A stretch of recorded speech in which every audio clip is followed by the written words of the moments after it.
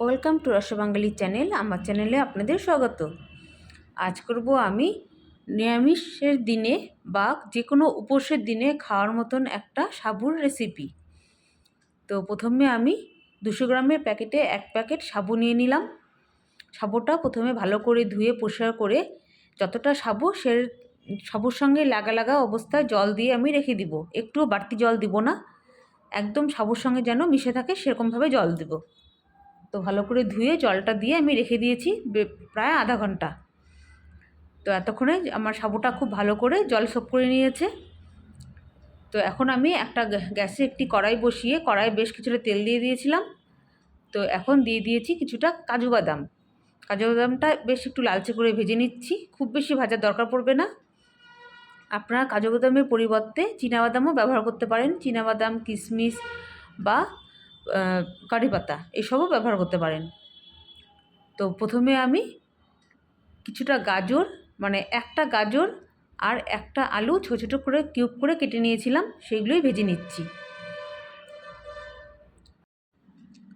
বেশ একটু লালচে করে ভাজতে হবে টাইম নিয়ে।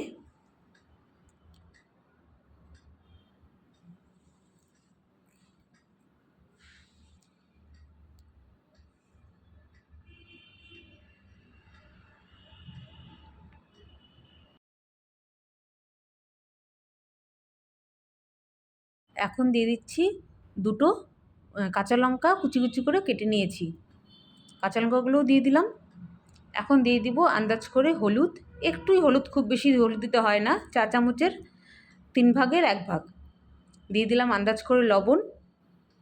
এখন খুব ভালো করে সমস্ত কিছু মিশিয়ে নিয়ে বেশ একটু লালচে করে ভেজে নেব।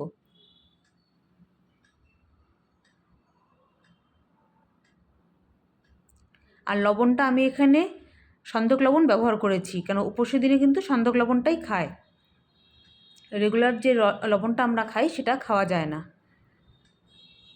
তো খুব ভালো করে ভেজে নিচ্ছি। প্রায় 3-4 মিনিট লেগেছে আমার এই আলুগুলো ভাজতে।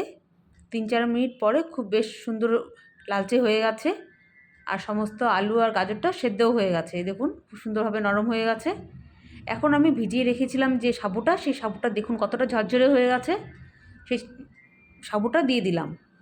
এখন খুব ভালো করে নেড়েচেড়ে মিশিয়ে নিয়ে বেশ কিছুটা টাইম ভাজতে থাকবো, যতক্ষণ না সাবুর কালারটা চেঞ্জ হয়ে যায়। সাবুটা যখন ভাজা হয়ে গেছে এটা বুঝবেন কেমন করে, দেখবেন সাবুর যে সাদা কালারটা আছে সেই সাদা কালারটা চেঞ্জ হয়ে একটা জলজলা কালার চলে আসছে। তো বেশ কিছুক্ষণ নেড়েচেড়ে ওপর দিয়ে দিলাম ধনেপাতা, আর দিয়ে দিচ্ছি বাদামগুলো। আমি তো এখানে আর কিছু দিইনি, আপনারা চাইলে কারি পাতাও দিতে পারেন। তো সমস্ত কিছু খুব ভালো করে ভেজে নিব। এটা খুব বেশি টাইম লাগে না ভাজতে, 2-3 মিনিট ভাজলেই কালারটা চেঞ্জ হয়ে যায়, একদম সাবুগুলো জলজলা কালার চলে আসবে। তো খুব ভালো করে ভেজে নিচ্ছি। আর যদি আপনাদের মনে হয় যে নাড়তে অসুবিধা হচ্ছে, তাহলে কড়াই ধরে একটু ঝাঁকিয়ে উল্টে দিলেই হবে। বারে বারে একটুখানি এরকম করে ঝাঁকিয়ে দিলেই ভাজা হয়ে যাবে। এই যেরকম আমার এরকম করে উল্টানো যাচ্ছিল না, অসুবিধা হচ্ছিল, তো এই পর্যায়ে একটু উল্টোও দিতে পারেন। তো পরে আমি আবার খুন্তিটা পরিষ্কার করে নিলাম, খুন্তিটাতে লেগে গেছিলো। তারপরে আবার কিন্তু সুন্দরভাবে নাড়া যাচ্ছে। তো যাই হোক, খুব ভালো করে ভেজে নিতে হবে। 2-3 মিনিট ভাজলেই সুন্দর সেদ্ধ হয়ে যায় সাবুগুলো। তো হয়ে গেল আমার সাবুর খুব সহজ একটা রেসিপি, উপোসের দিনে খাওয়ার মতন। যারা আর কি উপোসের দিনে একদম উপোস করে থাকতে পারে না, কিছু খেতে হয়, তো তারা কিন্তু এই জিনিসটা করে খেতেই পারেন। খেতেও টেস্টি হয়, পেটও ভরে যায়। দেখুন হয়ে গেল আমার সাবুর পোলাও রেসিপি। আমি এটাতে পোলাও বললাম।